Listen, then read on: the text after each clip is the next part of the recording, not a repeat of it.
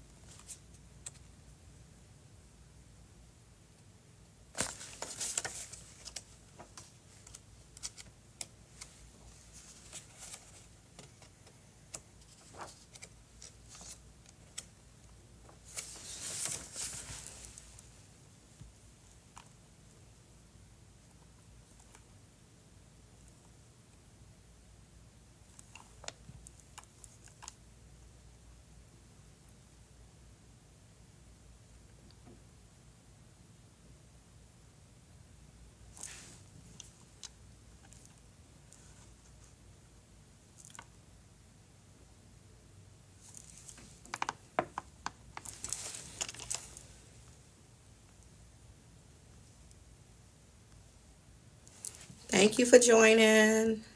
I start.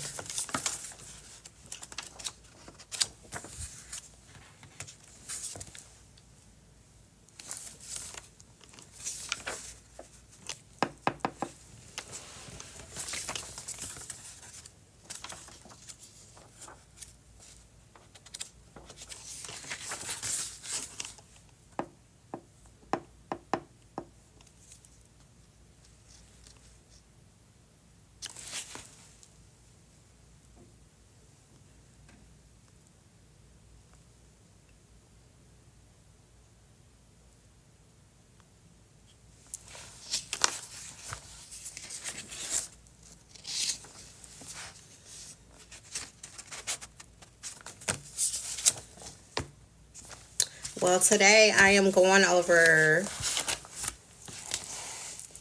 Living the Seven Habits by Stephen Covey. Stephen Covey. So that's what I'm going to be going over today.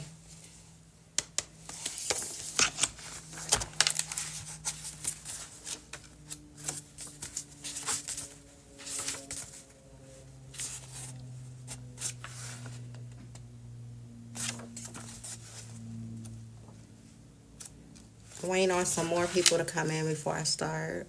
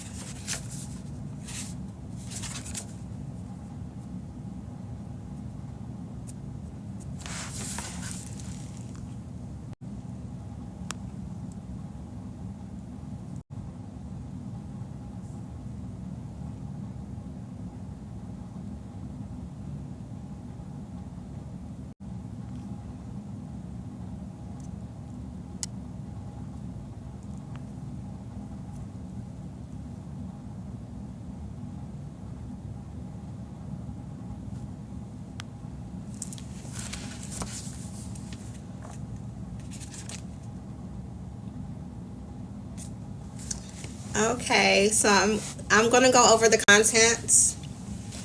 I do see another person coming in. Thank you for joining. So I'm currently reading Living the Seven Habits by Stephen Covey. Covey. And I'm going to go over the contents. Courage to change. The next one is seeking life balance. The next one is raising young children. The next one is raising teens. The next one is marriage, valuing the differences. And the next one is building community. The next one is back to school. The next one is increasing your influence. And the next one is managing, think win-win. And then the last one is leading organizations. So those are the contents. So I highlighted like one, two, three, four from Courage to Change that I liked. So the last time I did my live, I read How Could I Waste My Time? And that was about a lady, a 46-year-old lady, her husband who died. He had cancer. So she decided to change her life for the better. So that's what I read. How could I waste my life?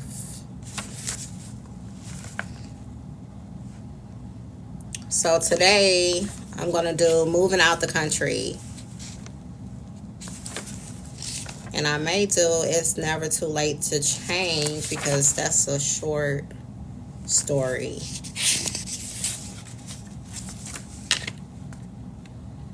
So basically, what I read the last time, it was an amazing woman. Not only did she get a hold of her life, she had the wisdom, mentally created an entirely new one.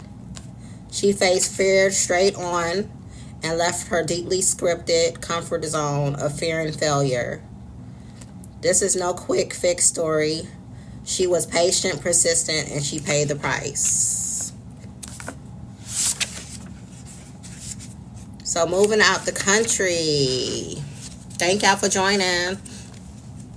Many of us feel utterly trapped in our present circumstances. We not only fail to see a way out, we often don't even ask the question, what else can I do? This is a story of a valiant couple who chose to do whatever was necessary to fulfill their mission statement to not only keep their family first, but also to secure more enjoyable employment.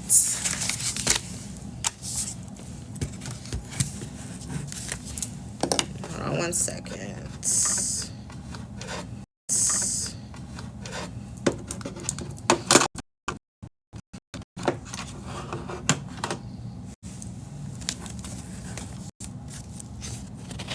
Okay, so I used to work for the federal government in Washington, D.C. I thought my family was happy and just as excited as I was about our situation. I was wrong, but too wrapped up in the urgent, important things to work to notice. My wife and family have followed me all around the world, moving from place to place. Finally, my wife said, "Can you make a move this time to somewhere where I'll be happy?" I love the job, but inner city DC wasn't the best place for my family. In the past, it would have been easy to say, "Honey, come home. Be reasonable. I can't just move like that. You know, they always control where I go. I just go where they say to go."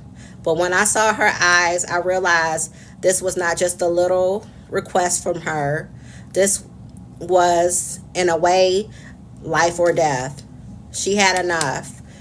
Using my mission statement as a reminder of what I valued, habit 2, begin with the end in mind. Thank y'all for joining. I told her, okay, I see what I can do. The next day I went to my boss and said, "Look, I love working here. I'm happy doing the job, but I need to get a balance between work and my family. My wife wants to move out of the city. I think she'll move whether I do or not. If I don't have my family living here with me, I'm not going to be effective for you. I'm not going to be able to do the things you want me to do because I'll always be worried about my family. He didn't want to let me go, but he could see I was serious. During our conversation, he mentioned an opening in the agency outside the city in which I was qualified. He helped me get the job. When people heard I was moving to the country, they couldn't believe it. Stan, are you nuts? You're throwing away your chance for a senior management. What are you doing? They are really concerned I was suffering from temporary insanity. I didn't think I am throwing all away, I replied. I'm actually picking something else that is better.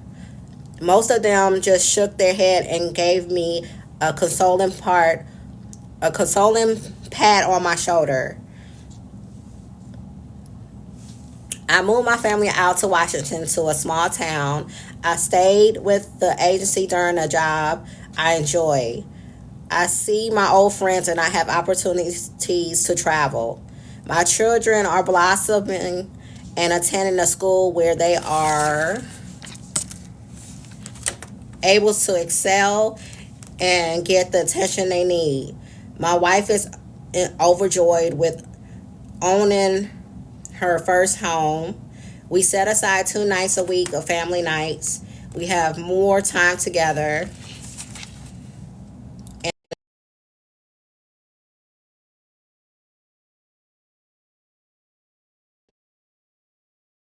I,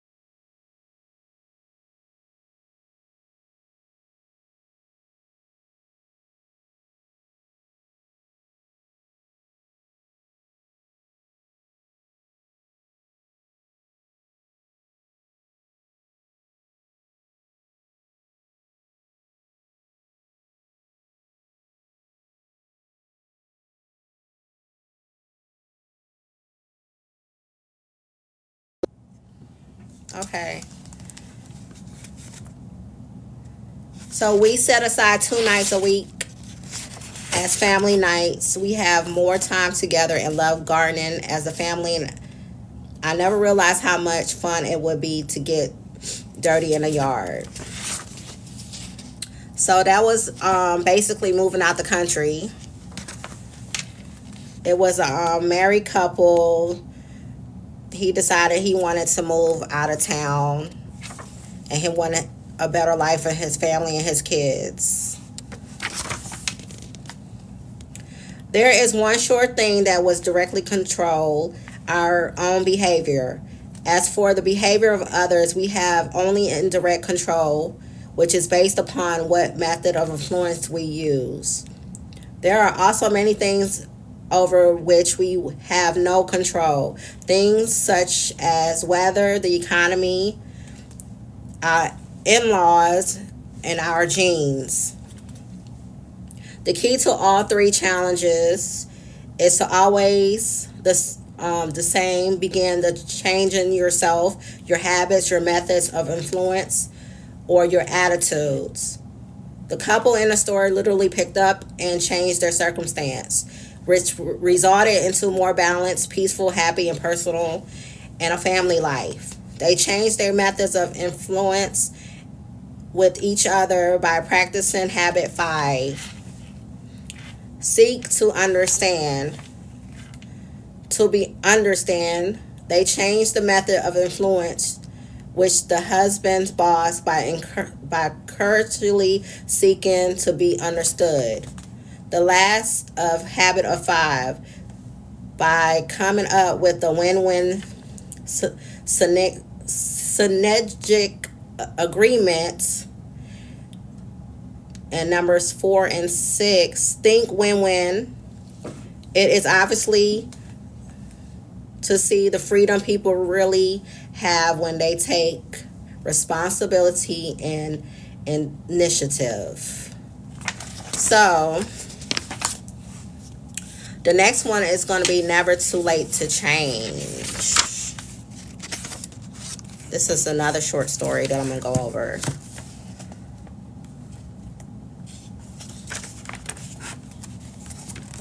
Observe in the story the basic elements of change process: self-awareness, taking responsibility, expression, group support, and accountability. And let's see where. I am a teacher of adults. During the introduction of one of the semesters I was leading, when everyone was talking about why they were there, one gentleman stood up and said, "My name is Harry. I am a 76-year-old and I am here because my wife sent me." Everyone started laughing, but he was very serious. He continued, "My wife told me that this is my last chance. If I don't straighten up, I am out of my rear. You see, I've been a rascal all my life. Do you think it's too late for me?" I answered, "It is only late as you don't start now." Well, as the workshop progressed, the group took him on as a personal project. Harry is a person that you hated to love, but you loved him anyway. He was so cute, but he had the little image way about him. Image way about him. You could see how his wife might have come to the end of her rope with him. The group could see his wife's emotional bank account was empty. He had made very few deposits and numerous withdrawals over many years. In fact, the emotional bank account was so overdrawn it was close to bankruptcy. Through modeling and mentoring and teaching, he soon began to make deposits. At first, his wife didn't believe he was sincere, and that was very frustrating to him. He just so disappointed that she didn't automatically think, well, look how this guy has changed. He wanted to give up, but the group would not let him. The group said, "Your wife's account is so overdrawn, you have got to be consistently doing things." So Henry started doing little household chores that he had never done before. He took out the trash, cleaned up after himself, took his dishes to the sink, and began to offer help around the house. And that was fine. And that was the first for him. His wife apparently was so angry that she was thinking, "This is great, but it won't last." So he continued doing little things around, little things for her, like making sure when she took the car out that he had it washed and filled with gas. If he came home and she was busy, he would ask, "Can I run to the store for you? Can I do errands for you?" And he consistently did this. He started taking her out for lunch and doing all the things. You could see that love was being rekindled. Our group was together 2 hours a week over an 11-week period, so we would get a progress report each week. As the week went by, she began to trust him and feel like maybe he really was making a change. At the last session, Harry walked into the room with a big smile on his face. He came to the front of the room and he gave a gave me a big hug. Well, I kind of held him off at arm's length and said, "Now, Harry, this isn't some of your rascally behavior, it is." And he said, "Oh no, that home, that home is from my wife, and she baked cookies for the whole class. She wanted me to tell everyone that I could stay. She said I would stay."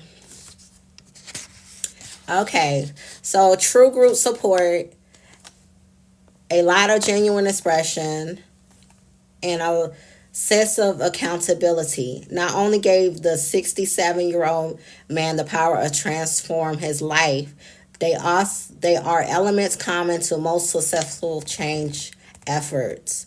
One shot even may begin a change process, but they are usually inefficient. Both a process and a systematic reinforcement based on self-evident, universal, timeless principles are needed. Many years ago, as the end of the semester course in college, I remember asking a speech professor, if you were to do your career all over again, what would you do differently? In addition to teaching, he was also a speaker of international renown. His response to my question was both interesting and instructive. And I was convinced that, among other things, it's unconsciously had a marked influence of my life, he said. I would build an organization and ask him why, he said. So this would follow through and lasting influence, a process, not just an event. That very principle is what I lead me to leave a university many years later to start my own organization. Okay, so I just went over moving out the country, and then it's never too late to change.